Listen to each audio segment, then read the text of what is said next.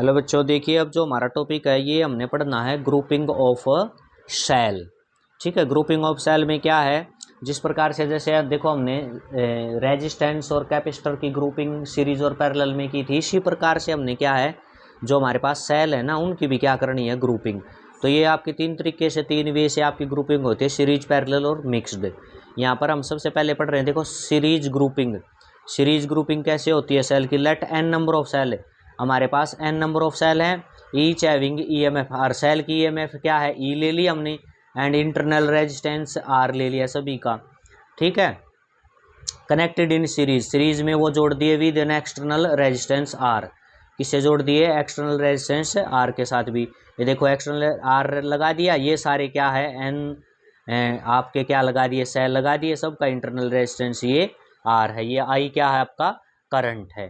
ठीक है, तो इसमें अब देखते हैं हम, यहाँ पर हमने देखो करंट के बारे में स्टडी करना है कि जब सेल है उनकी ग्रुपिंग की जाती है तो जो आपका जो करंट है वो क्या किस प्रकार से बनकर आपके सामने आता है। तो देखो ओम लॉ क्या था आपका, V = IR।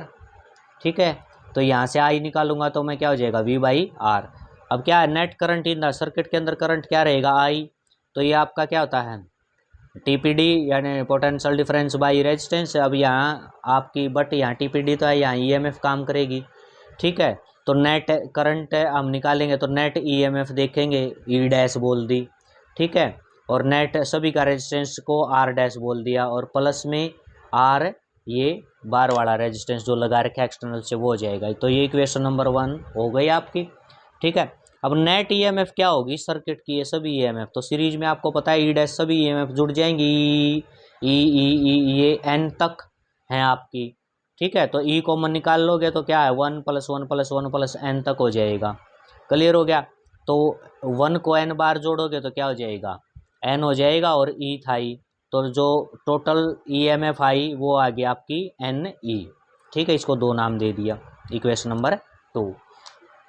अब क्या है नेट इंटरनल रेजिस्टेंस, अब क्या है देखो आर डैश आपने बताया था r r r r n तक है ये, तो आर कॉमन निकल गया तो 1 + 1 + n तक हो जाएगा।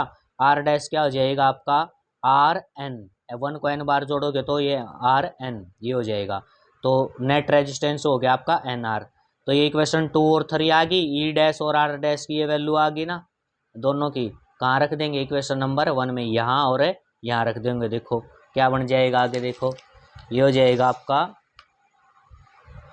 यहाँ पर करंट क्या हो जाएगा I = NE, ये आपकी ई डैश की वैल्यू है, ये आर डैश की NR + R, तो ये आपका करंट हो जाएगा। अब स्पेशल केस एक बार देख लेते, क्या इफ़ R यानी जो इंटरनल रेजिस्टेंस है सभी का सेल हैं वो लेस देन R, बार वाले से कम आपका हो, सभी सेलों का जो इंटरनल रेजिस्टेंस बार वाले से कम है, तो क्या हो जाएगा R बिल्कुल आपका नेगलेक्ट हो जाएगा, तो इसमें से यहाँ से आपका 0 कर देंगे तो NE/R बच जाएगा। ठीक है, अब इसमें क्या है इफ़ R अगर इंटरनल रेजिस्टेंस जो सभी सेल थे उनका रेजिस्टेंस ज़्यादा हो बार वाले से, जो बार से आपने लगाया है, तो ये हो जाएगा, अब ये R क्या हो जाएगा नेगलेक्ट हो जाएगा, तो NE/ क्या है NR बचेगा, NE/ क्या बच जाएगा NR, यहाँ से ये हो जाएगा ना R नेगलेक्ट, तो ये हो जाएगा NE/, N से N कैंसिल हो जाएगा E/, अब करंट देखो दोनों केस में, तो मुझे तो देखो करंट ये ज़्यादा लग रहा है क्योंकि ये इसके साथ n मल्टीप्लाई में है, n मल्टीप्लाई में है तो ये करंट ज़्यादा है। करंट ये कब ज़्यादा है, किस केस में, जब आपका इंटरनल रेजिस्टेंस एक्सटर्नल वाले से कम आपने लिया है। तो यही बात देखो यहाँ लिख रखी है, क्या from about discussion we conclude that maximum current अगर हमें चाहिए सर्किट में तो वैल्यू ऑफ इंटरनल रेजिस्टेंस जो था उसकी वैल्यू हमने मस्ट बी वेरी स्मॉल, कम रखनी पड़ेगी एज कम्पेयर टू एक्सटर्नल, बार वाले से कम रखनी पड़ेगी। देख लो ना करंट इसमें और इसमें से ये करंट ज़्यादा है क्योंकि n मल्टीप्लाई होने लग रहा है, और ये कब ज़्यादा है जब आपका ये इंटरनल रेजिस्टेंस कम है, बहुत कम है, किसकी बजाय बार वाले की बजाय। ठीक है, अब क्या है पैरेलल, ये तो था सीरीज का, अब हम पढ़ते हैं इसमें क्या आपका पैरेलल ग्रुपिंग में, देखो कैसे पढ़ेंगे। यहाँ हमने ले लिया M, let M be the number of cell, M number of cell ले लिए, और सबकी EMF ई ले ली, इंटरनल रेजिस्टेंस R ले लिया। अब पैरेलल में जोड़े तो देखो पैरेलल में ऐसे जोड़ेंगे, ई ई ई ये हो जाएगा, इस सब के एक सिरे एक पॉइंट पे और सब के नेगेटिव सिरे एक पॉइंट पे, ये पैरेलल में हो गया। तो नेट करंट का वही फार्मूला, नेट करंट के लिए आई क्या हो जाएगा, वही होता आपका ई डैश बाई ये हो जाएगा आपका आर डैश प्लस आर। अब यहाँ में ई डैश और आर डैश की वैल्यू चाहिए, ठीक है, क्योंकि ओम लॉ आपका क्या होता है, V is equal to I R होता है। आई चाहिए हमें वी बाई आर, वी का काम कौन करेगा, ई डैश करेगी, और नेट रेजिस्टेंस आपका आर डैश प्लस आर हो जाएगा। ये क्वेश्चन 1 होगी, ठीक है। अब इसमें देख लेते हैं, जो एम नंबर ऑफ सेल हैं पैरेलल में लगाए तो नेट EMF क्या है, ई डैश आपकी ई रहेगी यहाँ पर, ठीक है। एम बार क्यों जुड़ेगी नहीं, क्योंकि पैरेलल में जब ये आप जोड़े, पैरेलल के अंदर सभी आपने EMF जोड़ी हैं, तो ये दो ही तो सिरे हैं, इन दोनों सिरों के बीच में जो नेट EMF है वो आपकी ई ही रहती है, सेम रहती है। ये आपने पहले भी इस चीज़ को नोट कर लिया है, ठीक है। तो ये ई डैश आपका ई रहेगा, ये क्वेश्चन 2 होगी। अब पैरेलल में देखो भाई, पैरेलल में इंटरनल रेजिस्टेंस पैरेलल में कैसे जुड़ते हैं, ये अब हमने देखना है कि रेजिस्टेंस कैसे जुड़ेंगे अब पैरेलल में। तो सबको पता 1/r डैश यानी 1/r plus 1/r plus 1/r, ये m तक जाएगा, ठीक है। 1/r कॉमन निकलेगा तो 1 1 1 1 और m तक, 1 1 को m बार जोड़ोगे तो m हो जाएगा, तो m/r यानी 1/r डैश की वैल्यू होगी m/r। लेकिन हमें तो r डैश चाहिए ना, तो ये पलट जाएगा पैरेलल में, आप जोड़ रहे तो r बाई क्या हो जाएगा m। ये इक्वेशन आपकी 3 होगी।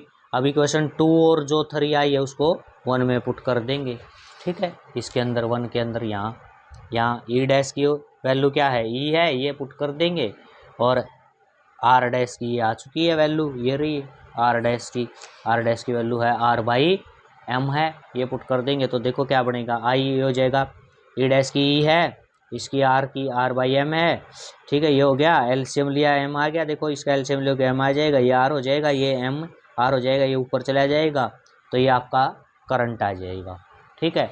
अब स्पेशल केस देख लेते हैं, वही if r internal resistance external वाले से क्या बिल्कुल कम है, तो ये आई करंट क्या बन जाएगा एम और ये हो जाएगा आपका, ये नेगलेक्ट हो गया यहाँ से बहुत छोटा, तो MR से M कट गया, ये करंट आ गया।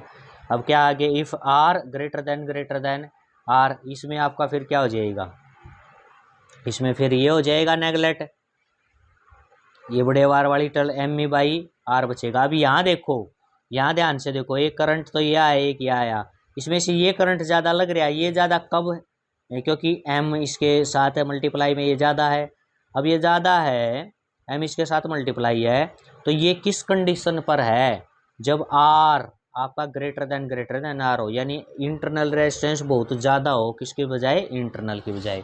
तो यही बात यहाँ पर लिख रखी है बच्चों, देखो क्या लिख रखा है, about discussion we conclude that to draw maximum current the value of internal resistance must be very large compared to external resistance, ठीक है।